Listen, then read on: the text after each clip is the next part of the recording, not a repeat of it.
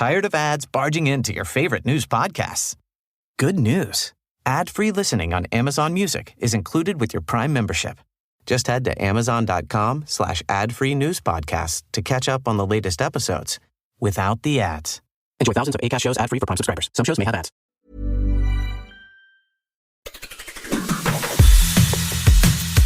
It's Monday the 1st of January 2024. Happy New Year. I'm Jamie East, and in this episode we're looking back at some of the people we lost in 2023.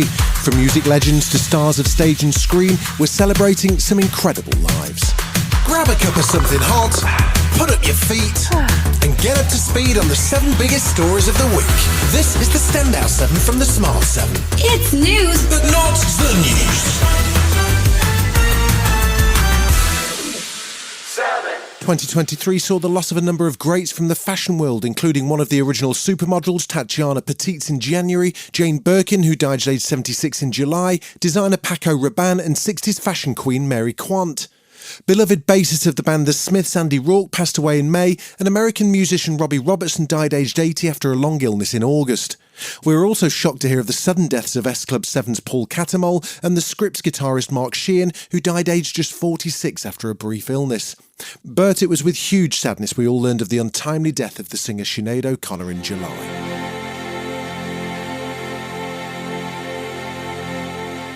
She died on Wednesday the 26th of July, aged just 56 years of age. Her family released a brief statement describing themselves as devastated and asking for privacy at this very difficult time. Her death comes just 18 months after the death of her son Shane. She shot to worldwide fame with her cover of Prince's song Nothing Compares to You and its iconic video, but then went on to use her fame and power to speak out, notably ripping up a picture of the Pope on live TV in 1992 to protest the Catholic Church's cover-up of child abuse. She later converted to Islam and continued to write and record music. Here she is talking about the moment when she shocked the world. And having grown up such a pious child and loved God and loved religion, I was raging that these people were actually turning people away from God. I knew exactly what I was doing, and I knew that it would take years for it to become apparent what I was doing, and I was prepared to ride.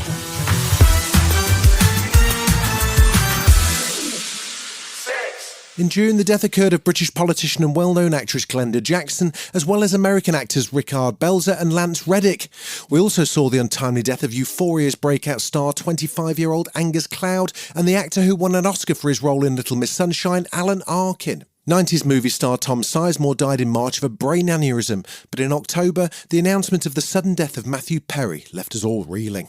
He was one of the iconic Friends cast, familiar to billions worldwide, and on the 29th of October, he died aged just 54.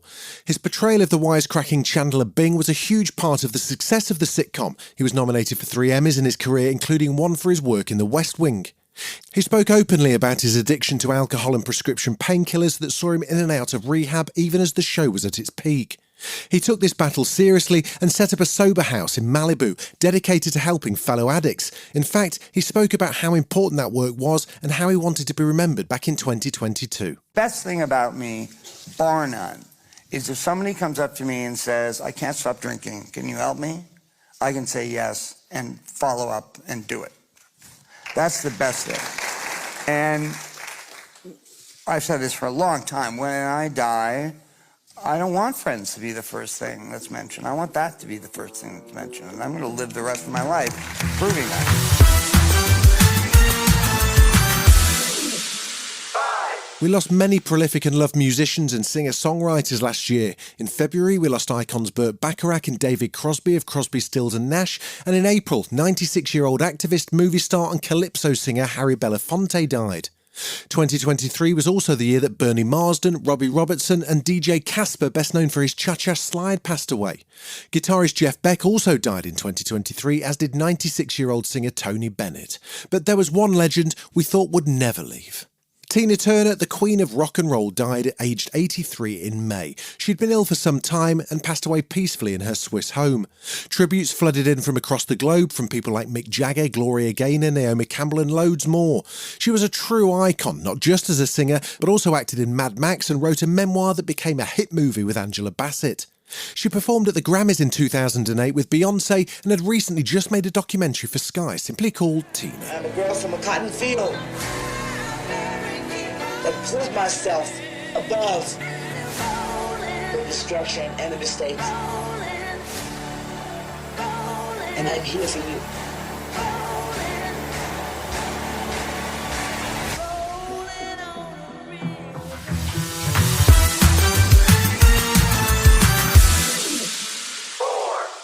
We also lost some of the big stars of the silver screen, including Raquel Welch, Ryan O'Neill, Paul Rubens, and 82-year-old British actor Michael Gambon, who played Dumbledore in most of the Harry Potter movies. TV stars we lost included the legend that was Len Goodman of Strictly fame, as well as the Australian icon Barry Humphries, better known for his stage persona Dame Edna, and American talk show host Jerry Springer. In August, television presenter, journalist and author Sir Michael Parkinson died aged 88. September saw the death of David McCallum, best known for his role in the 60s TV show Man from U.N.C.L.E. But in March, we lost a huge national treasure, as entertainer, broadcaster and comedian Paul O'Grady died, aged 67. He became famous initially under his drag persona Lily Savage, but retired her in 2004 and went on to great things for himself. He hosted loads of game shows, including the reboot of Blind Date, the BAFTA-winning The Paul O'Grady Show, and had a 14-year career as a Radio 2 presenter. His love of animals, particularly dogs, saw him win an RSPCA Animal Hero Award. And in the words of his husband Andre Potasio, he passed away unexpectedly but peacefully and invited fans to celebrate his life. Here he is as Lily, joking about life before drag. I mean, we've all done odd jobs. Julian Clary started out as a professional wrestler, you know. He did. His stage name was Mick McManus. Honest to God, it was Julian. So one terrible night, he got a punch in the ring. He was never the same again. Never the same again. Still to come on this tribute edition of the Standout 7, the death of a football legend and the iconic frontman of the Pogues. Right after this. Tired of ads barging into your favorite news podcasts? Good news. Ad-free listening on Amazon Music is included with your Prime membership. Just head to amazon.com/ad-free news podcasts to catch up on the latest episodes without the ads. Enjoy thousands of Acast shows ad-free for Prime subscribers. Some shows may have ads. Welcome back.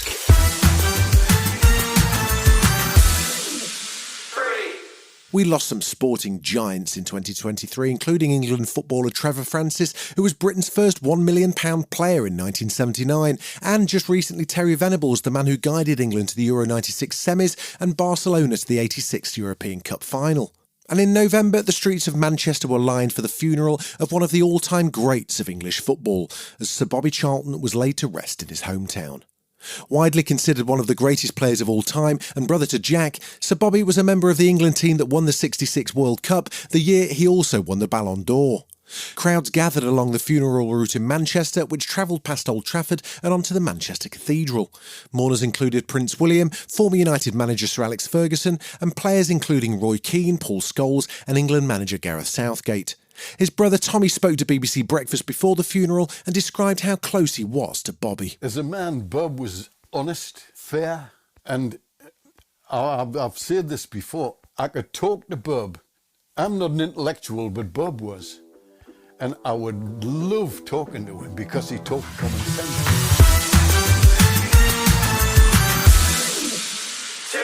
Best known for his role as Shaft in the 70s TV show, October saw the death of Richard Roundtree, aged 81.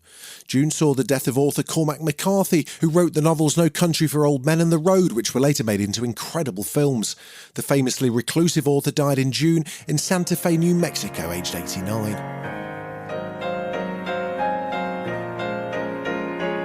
And in April, we heard the sad news that pioneering Japanese composer Ryuichi Sakamoto died aged 71. Born in Tokyo in 1952, he began his career while at university and rose to prominence as part of the band the Yellow Magic Orchestra. He went on to pursue a successful career as a solo artist and film composer. His score for The Last Emperor won him an Oscar, Grammy and Golden Globe, but his most famous score was for the 1983 movie Merry Christmas, Mr. Lawrence, a film he also starred in alongside David Bowie. He said recently his biggest regret wasn't reconnecting with him while he was still alive.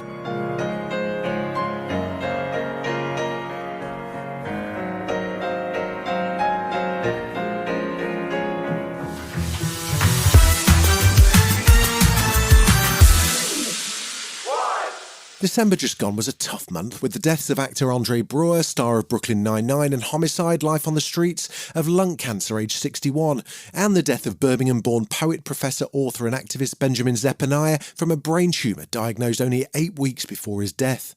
And even though he'd suffered declining health for a number of years, it was still a bit of a shock to learn that legendary singer-songwriter Shane MacGowan had died at the end of November. The Pogues frontman and Hellraiser passed away peacefully at home after a long illness with partner Victoria at his side. He's famous for his iconic Christmas song The Fairy Tale of New York, which he wrote for a bet, but his band, the Pogues, had critical and commercial success throughout his life. He was a tabloid favourite for his chaotic lifestyle, battles with alcohol and a shortage of teeth, but he was a truly loved performer and songwriter.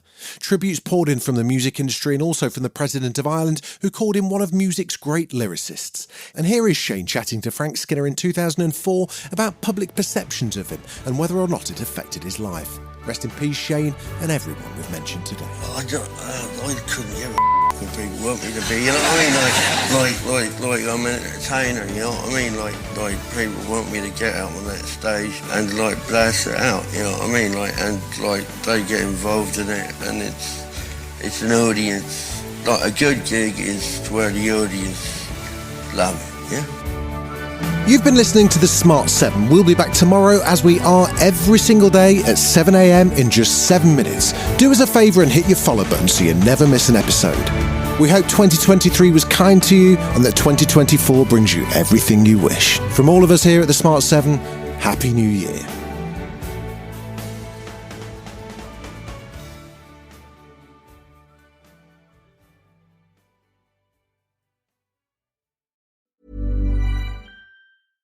Tired of ads barging into your favorite news podcasts? Good news. Ad-free listening on Amazon Music is included with your Prime membership. Just head to amazon.com/ad-free news podcasts to catch up on the latest episodes without the ads. Enjoy thousands of Acast shows ad-free for Prime subscribers. Some shows may have ads.